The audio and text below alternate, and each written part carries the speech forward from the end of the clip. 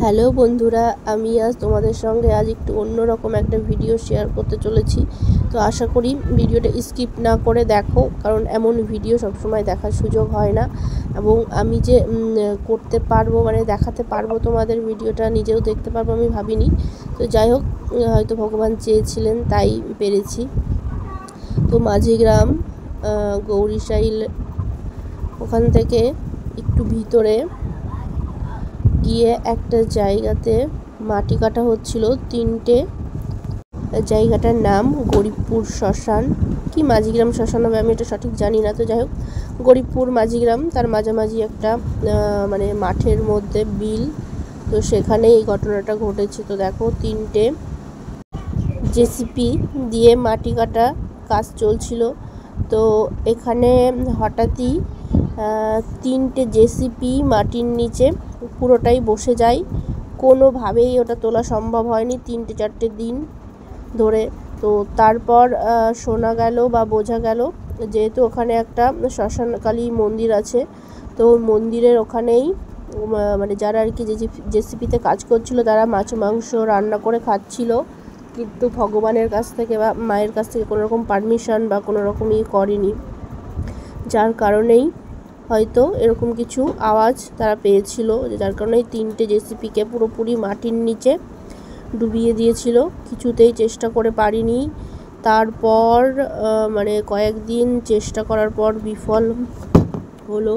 এবং তোমরা যারা এখনও ভগবান হয়তো বিশ্বাস করো না, ভাবো ওইসব বলে কিছু নেই, তো তাদের জন্য ভিডিওটা প্রচুর শেয়ার করো এবং সবাইকে দেখার সুযোগ করে দাও। তো দেখো, কত লোক দূর দূরান্ত থেকে ওখানে দেখতে এসেছে।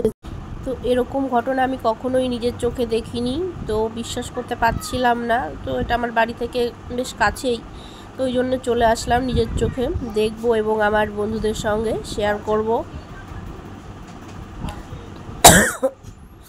একটা আমার শরীরটা একটু খারাপ, যার জন্যে গলার সাউন্ডটা একটু ভারী ভারী লাগছে হয়তো।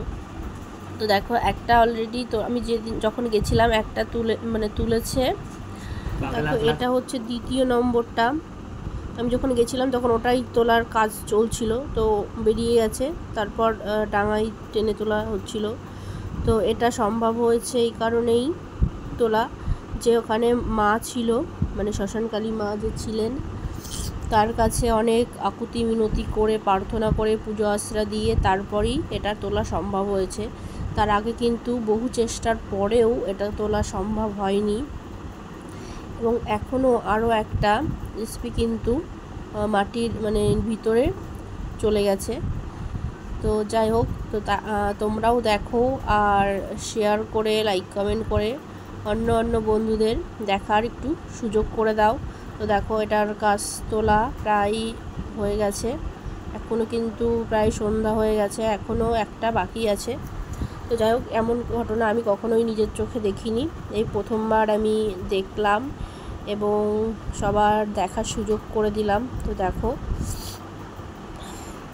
এখানে যে মায়ের মন্দিরটা আছে সেটাও তোমাদেরকে একটু ঘুরে ঘুরে দেখাবো। বেশ জায়গাটা ভালোই, ফাঁকা মাঠের মাঝখানে এখানে শ্মশান প্লাস মায়ের মন্দির। তো দেখো, ওখান থেকে বেরিয়ে ওই জায়গাটা একটু জাস্ট ঘুরিয়ে দেখাচ্ছি তোমাদের। এই যে এখানে শ্মশান, আর এই যে এরিয়াটা বেশ বড়। এখানে একটা মানে গাছের নিচে কতগুলো শিবলিঙ্গ আছে, আর এই যে সেই মন্দিরটা।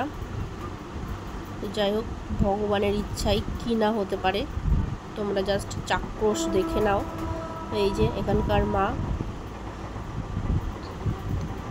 এখানে কিন্তু অনেক লোক এসেছিল দূর দূরান্ত থেকে এই ঘটনা দেখতে। আমি এসেছি প্রায় 2-3 দিন বাদেই আমি এসেছি। তো এর আগে কিন্তু আরও লোকজন আশা করি এসেছিল, ভিড়ও ছিল ওখানে। তো দেখো, দুটো তোলা হয়ে গেছে, প্রায় সন্ধে নেমে গেছে। আজকে মনে হয় আর তোলার কাজটা সম্ভব হবে না। এখনও আরও একটা সম্পূর্ণ মাটির মানে নিচে ঢুকে আছে, জাস্ট উপরে শুধু এই যে ইয়েটাই দেখা যাচ্ছে, মানে হ্যান্ডেল মতো যেটা আছে হাতের মতো, ওই অংশটাকেই দেখা যাচ্ছে। যাই হোক, ওটার নাম কি আমি জানি না, ভুল হলে মাফ করে দিও। এই দেখো, এই যে মন্দিরটা, এই যে এই মন্দিরের মার কাছে করুণভাবে প্রার্থনা করার পরই কিন্তু এই কাজটা সম্ভব হয়েছে। আর ওই যে দেখতে পাচ্ছ আমার পিছনে দুটো রেসিপি, ওই দুটোই তোলা হয়েছে, এখনও একটা কিন্তু বাকি আছে। তো যাই হোক, তোমাদের সঙ্গে শেয়ার করতে পেরে খুবই ভালো লাগলো। তো কেমন লাগলো ভিডিওটা একটু প্লিজ জানিও, আর সবার মাঝে একটু ছড়িয়ে দিও দয়া করে। তো দেখো, ভগবান কিন্তু সত্যিই আছে। জয় মা। অনেক অনেক